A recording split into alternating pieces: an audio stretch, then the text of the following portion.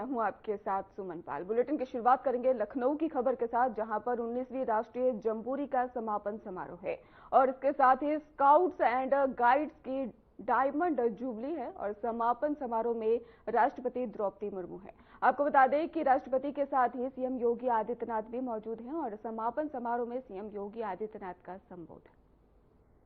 मार्गदर्शन और आशीर्वाद प्रदान करने के लिए उत्तर प्रदेश की राजधानी लखनऊ में पधारी भारत की माननीय राष्ट्रपति आदरणीय श्रीमती द्रौपदी मुर्मू जी, उत्तर प्रदेश की माननीय राज्यपाल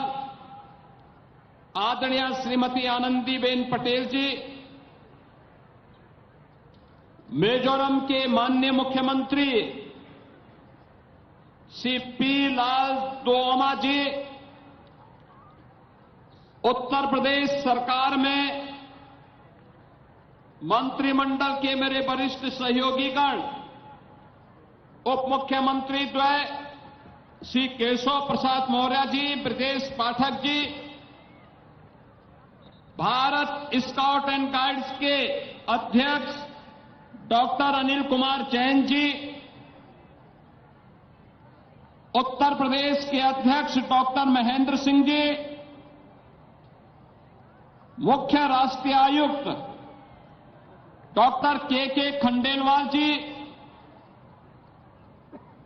राज्य मुख्य आयुक्त डॉक्टर प्रभात कुमार जी, देश के कोने कोने से यहां पर उपस्थित भारत स्काउट और गाइड से जुड़े हुए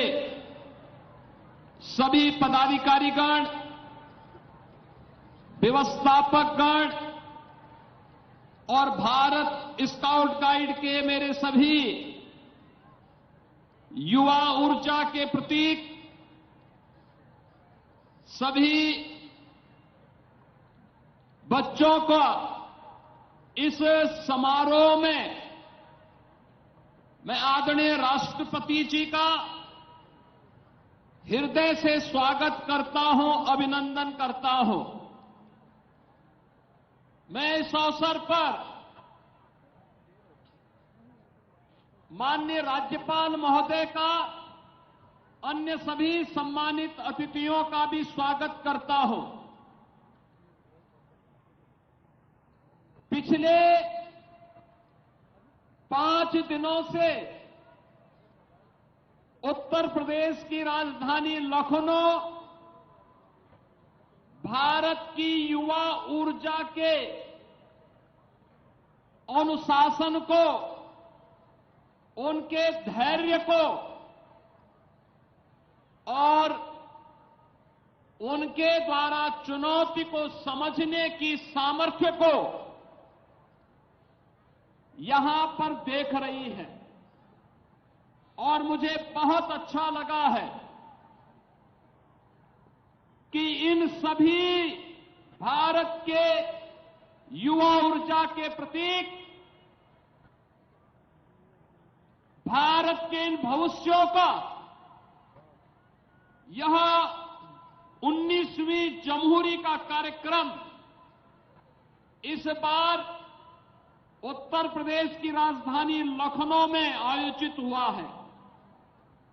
यह जमहूरी उत्तर प्रदेश को 61 वर्षों के बाद आयोजित करने का अवसर प्राप्त हुआ, लेकिन 61 वर्षों के इस आयोजन ने उत्तर प्रदेश के इस जमहूरी कार्यक्रम को वर्ष 2025 के प्रारंभ में आयोजित महाकुंभ प्रयागराज की याद को पुनः स्मरण करवा दिया है। प्रयागराज में देश और दुनिया के 66 करोड़ श्रद्धालु आए थे और भारत के कोने कोने से और दुनिया के भी कई देशों से जो विश्व शांति, एकता और विश्व बंधुत्व के भाव को लेकर के दुनिया के अंदर कुछ नया करने के इच्छुक हैं, उन सभी युवा ऊर्जा के इस प्रतीक, इन युवाओं के इस जमहूरी कार्यक्रम ने महाकुंभ के युवा ऊर्जा का यह आयोजन जमहूरी के माध्यम से हम सबके सामने प्रस्तुत किया है। जमहूरी का थीम भी आदरणीय प्रधानमंत्री जी के विजन के अनुरूप विकसित भारत, विकसित युवा रहा है। और मुझे प्रसन्नता है, पिछले 5 दिनों से लगातार हर एक जवान पर जमहूरी के कार्यक्रम, जमहूरी का अनुशासन, जमहूरी का आत्मसंयम, यहां पर चल रही विभिन्न प्रकार की एडवेंचर और अन्य सकारात्मक गतिविधियों ने एक नई ऊर्जा का संचार किया है। मैं इसके लिए इस जमहूरी के आयोजन से जुड़े हुए राष्ट्रीय अध्यक्ष डॉक्टर अनिल जैन जी को, राष्ट्रीय मुख्य आयुक्त डॉक्टर के खंडेलवाल जी को, प्रदेश अध्यक्ष डॉक्टर महेंद्र सिंह जी को, प्रदेश मुख्य आयुक्त डॉक्टर प्रभात कुमार जी को और उनकी पूरी टीम को हृदय से अभिनंदन करता हूं। आयोजकों के साथ जुड़ी हुई इस पूरी टीम को, जिन्होंने टीम भावना के साथ इतना बड़ा कार्यक्रम, वह भी स्काउट गाइड का किया जा सकता है, यह साबित किया है। मैं इसके लिए उनका हृदय से धन्यवाद। को सूचना है और इसी वजह से मैं एक दो बातें कर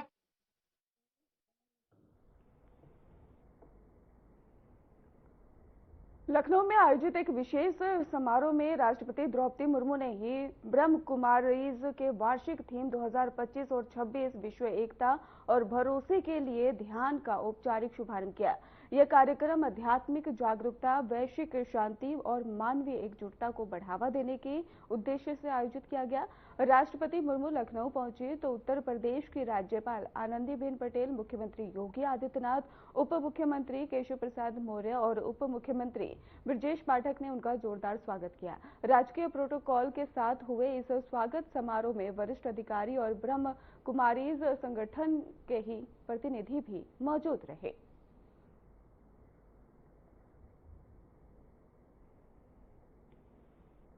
ये हमारे लिए एक गौरव का क्षण है जब हम विश्व एकता एवं विश्वास के लिए ध्यान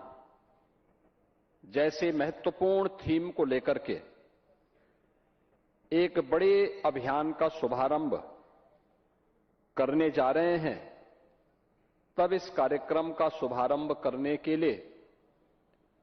देश की माननीय राष्ट्रपति जी का सानिध्य और उनका मार्गदर्शन ब्रह्मा कुमारी से जुड़े हुए आप सभी साधकों, प्रशिक्षकों